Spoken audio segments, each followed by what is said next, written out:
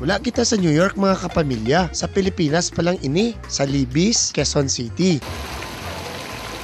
Kagbangod may special request ang mga estudyante sa Norsu, Ukon, Negros Oriental State University. Naghapit kid ang Johnson Journeys. Kabalo ka mo kundiin? Ari ta subong sa eviction room lang nga stage. Amo ni ginihiwat ang mga eviction nga sang paperdi nga PDA para sa ako na perdi kitungod pa Oscar. Man, ang bahay ni Kuya kag mga scholars sa Pinoy Dream Academy, tourist spot naman karon. Kagot sino maghapit dire, nagapa-picture gid. Sulod ko di tani, galing kay taos ko, hindi ko pwede ka sulod. Sa Dason, nasulod ako na sa Celebrity Edition. Exciting.